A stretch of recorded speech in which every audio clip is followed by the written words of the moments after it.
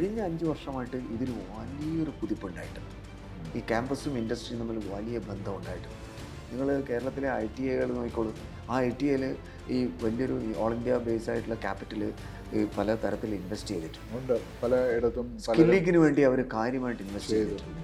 അപ്പോൾ കൊച്ചിൻ യൂണിവേഴ്സിറ്റിയിലെ നമ്മുടെ സിദ്ധൈറ്റ് പോലെയുള്ളത്, ജിയോജിത്ത് പോലെയുള്ള സ്ഥാപനങ്ങൾ വന്നിട്ടുണ്ട്. അതുപോലെ പിന്നെ വൻകിട കാർ കമ്പനികൾ നമ്മുടെ ITIനെ സഹായിക്കുന്നുണ്ട്. പിന്നെ ഡിപ്ലോമ എഞ്ചിനീയേഴ്സിന് സപ്പോർട്ട് കൊടുക്കുന്നുണ്ട്, എഞ്ചിനീയറിംഗ് കോളേജസിന് സപ്പോർട്ട് കൊടുക്കുന്നുണ്ട്, ഭയങ്കരമായിട്ട് കൊടുക്കുന്നുണ്ട്. അപ്പോൾ പുതിയൊരു അലയൻസ് അങ്ങനെ ഉണ്ടാകുന്നുണ്ട്. വലിയൊരു സിനർജിയാണത്. പ്രൈവറ്റ് ക്യാപിറ്റലും നമ്മൾ നേരത്തെ ഡെവലപ്പ് ചെയ്തുകൊണ്ടിരുന്ന പബ്ലിക് ക്യാപിറ്റൽ, ഏത് നമ്മുടെ ഇൻസ്റ്റിറ്റ്യൂഷൻസ്. പക്ഷേ താങ്കൾ പറഞ്ഞതുപോലെ ഈ സോഷ്യൽ സയൻസ് പോലുള്ള ഡിവിഷനിൽ കുറേ കൂടെ മാറ്റം വരുന്നുണ്ട്. അതിൻ്റെ ഭാഗമായിട്ടാണ് നമ്മൾ എന്താ പറയുക, ടോപ്പ് സെൻറ്റേഴ്സ്, റിസർച്ച് സെൻറ്റേഴ്സ് നമ്മൾ എസ്റ്റാബ്ലിഷ് ചെയ്തിട്ടുണ്ട് കുറേ സംഭവം.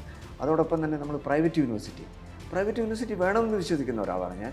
കാരണം എന്ന് വെച്ച് കഴിഞ്ഞാൽ ഒരു കോമ്പറ്റീറ്റീവ്നെസ് എപ്പോഴും നല്ലതാണ്. അതിനർത്ഥം ആ കോമ്പറ്റീഷനിൽ പുറകിൽ പോകുന്ന ആൾക്ക് ഒരിക്കലും സ്പേസ് ഉണ്ടാവരുതെന്നല്ല.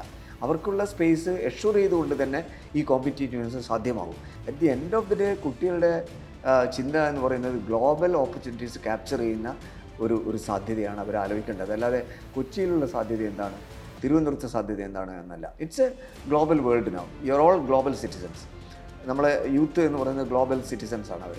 അപ്പോൾ എപ്പോഴും അവർക്ക് ഗ്ലോബൽ ഓപ്പർച്യൂണിറ്റീസ് ക്യാപ്ചർ ചെയ്യാൻ പറ്റുന്ന രീതിയിലുള്ള ഒരു സാധ്യതയാണ് ഈ ഹയർ എഡ്യൂക്കേഷൻ ഉണ്ടാക്കേണ്ടത്. അതിൻ്റെ ഒരു വലിയ സാധ്യതകൾ ഈ കഴിഞ്ഞ 5 വർഷമായിട്ട് ഉണ്ടായിട്ടുണ്ട് എന്നുള്ള കാര്യത്തിൽ യാതൊരു സംശയമില്ല.